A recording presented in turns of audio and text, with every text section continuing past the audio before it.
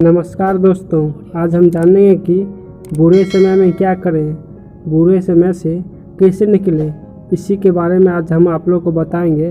तो चलिए आज के पॉइंट पे। ज़िंदगी में ऐसा समय भी आता है जब हमें लगता है कि हम ज़िंदगी में आए ही क्यों। हम सोचते हैं कि समय हमारे खिलाफ चल रहा है, हमारा किसी से बात करने का मन नहीं करता, मानो जैसे सभी लोग हमारे दुश्मन बन गए हो। हमारे अपनों से भी लड़ाई होनी शुरू हो जाती है। लेकिन इंसान ऐसे बुरे समय में करे तो करे क्या। मैंने इंटरनेट पर बहुत सारी मोटिवेशन स्पीच पढ़ी और मोटिवेशनल स्पीच की वीडियो भी देखी, लेकिन आज मैंने आप लोग को खुद का एक्सपीरियंस बताने वाला हूँ। जब भी मेरा बुरा समय आता है या जब भी मैं दुखी होता हूँ तो सोचने लग जाता हूँ कि कोई मेरे साथ नहीं दे रहा, सब मेरे खिलाफ है, सब कुछ बेकार लगने लग जाता है। हम सिर्फ कुछ ना कुछ सोचते रहते हैं। मैं सोचता हूँ कि मैं ज़िंदगी से हार गया हूँ और दुनिया का सबसे कमज़ोर व्यक्ति मैं ही हूँ। मैंने सोचा जैसे मैं अपने जीवन में दुखी होता हूँ वैसे ही भारत में, इस दुनिया में कितने और लोग दुखी होते होंगे और वो भी इसी तरह कुछ ना कुछ सोचते होंगे। इसीलिए आज मैं ये वीडियो आप लोगों के लिए लेकर आया हूँ। तो आइए इस कहानी से समझते हैं। एक बार एक गुरुजी अपने शिष्य को लेकर नदी के पास नहाने के लिए आए और बहती नदी के पास एक पेड़ था, वो आकर बैठ गए। उनके सभी शिष्य भी उनके साथ बैठ गए। सुबह से दोपहर हो गई, लेकिन गुरुजी नहाने के लिए नहीं जा रहे थे। एक शिष्य ने बेचैन होकर ये प्रश्न किया कि गुरुजी, हम यहाँ नहाने आए थे, लेकिन सुबह से दोपहर हो गई, हम नहाएंगे कब। गुरुजी ने कहा, जब ये नदी थम जाएगी, इसकी लहरें जब शांत हो जाएगी।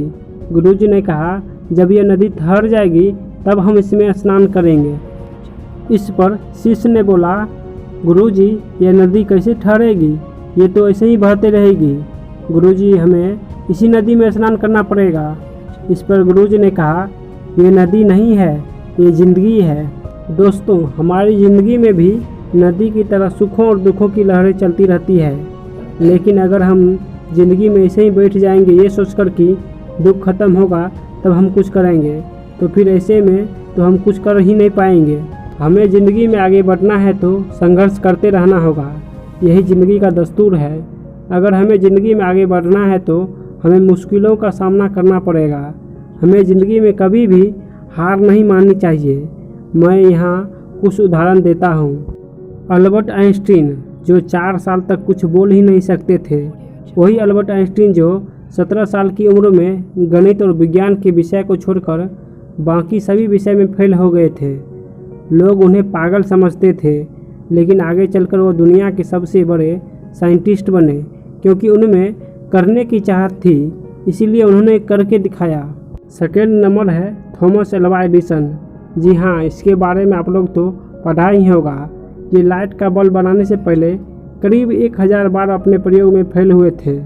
जब लोगों ने इनसे पूछा कि जब आप 1000 प्रयोग में फेल हुए थे तो क्या आपने कभी अपनी हिम्मत नहीं हारी, कभी आप निराश नहीं हुए। इस पर उन्होंने कहा कि उन्होंने इन 1000 प्रयोग से भी कुछ सीखा कि बिजली कैसे पैदा की जाती है। हमारी ज़िंदगी में कितना ही कठिन समय क्यों ना आए, हमें कुछ ना कुछ ज़रूर सिखा कर जाएगा। लोग अपनी ज़िंदगी में हार मान लेते हैं। वो सोचते हैं कि ये चीज़ मेरे लिए तो बनी ही नहीं, और बस यही सोचकर वो चलना ही छोड़ देते हैं। अपनी किस्मत पर मत रोइए, बल्कि अपनी किस्मत खुद लिखिए। वीडियो के लास्ट में बस यही कहूँगा, ज़िंदगी में अगर बुरे वक्त नहीं आते तो अपने में छुपे गैर और गैरों में छुपे अपने कभी नज़र नहीं आते।